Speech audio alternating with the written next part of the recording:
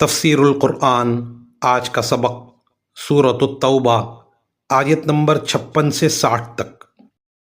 اعوذ باللہ من الشیطان الرجیم، بسم اللہ الرحمن الرحیم۔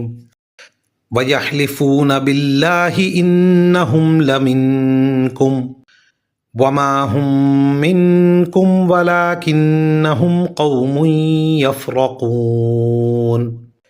لو يجدون ملجأ أو مغارات أو مدخلا لولوا إليه وهم يجمعون ومنهم من يلمزك في الصدقات فإن أعطوا منها رضوا وإن لم يعطوا منها إذا هم يسخطون وَلَوْ أَنَّهُمْ رَضُوا مَا آتَاهُمُ اللَّهُ وَرَسُولُهُ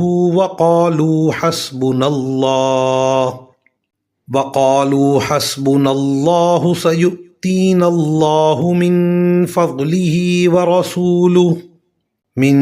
فَضْلِهِ وَرَسُولُهُ إِنَّا إِلَى اللَّهِ رَاغِبُونَ۔ انما الصدقات للفقراء والمساكين والعاملين عليها والمؤلفة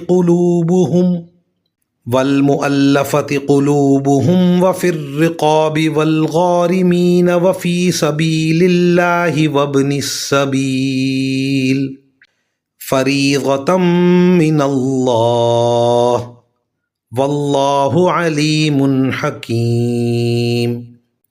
ترجمہ: یہ اللہ کی قسمیں کھا کر کہتے ہیں کہ وہ تم میں سے ہیں، حالانکہ وہ تم میں سے نہیں ہیں، بلکہ وہ ڈرپوک لوگ ہیں۔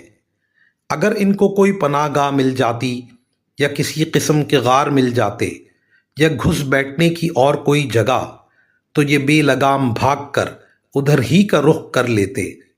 اور انہی منافقین میں وہ بھی ہیں جو صدقات کی تقسیم کے بارے میں آپ کو طعنہ دیتے ہیں۔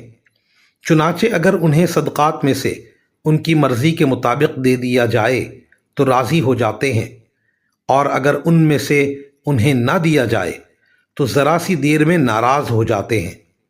جو کچھ بھی انہیں اللہ اور اس کے رسول نے دے دیا تھا، کیا اچھا ہوتا کہ یہ اس پر راضی رہتے اور یہ کہتے کہ اللہ ہمارے لیے کافی ہے۔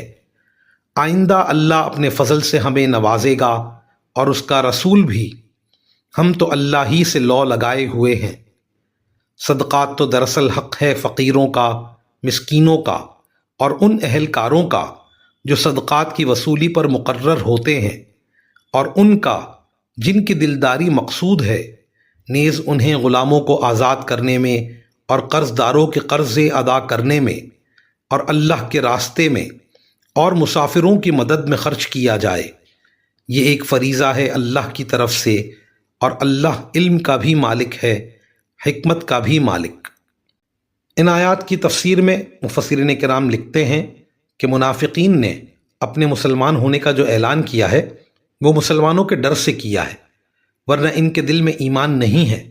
چنانچہ اگر ان کو کوئی ایسی پناہ گاہ مل جاتی جہاں یہ بھاگ کر چھپ سکتے تو یہ مسلمان ہونے کا اعلان کرنے کے بجائے وہاں جا چھپتے۔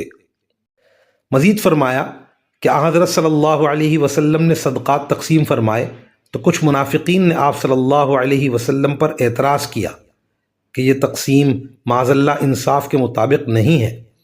وجہ یہ تھی کہ ان منافقوں کو ان کے مطلب کے مطابق نہیں دیا گیا تھا۔ اسلامی حکومت کا ایک اہم کام یہ ہے کہ وہ مسلمانوں کے اموال ظاہرہ کی زکوٰۃ جمع کر کے مستحقین میں تقسیم کرے۔ اس غرض سے جو اہلکار مقرر کیے جائیں ان کی تنخواہ یا وظیفہ بھی زکوٰۃ سے دیا جا سکتا ہے۔ وآخر دعوانا ان الحمد للہ رب العالمین۔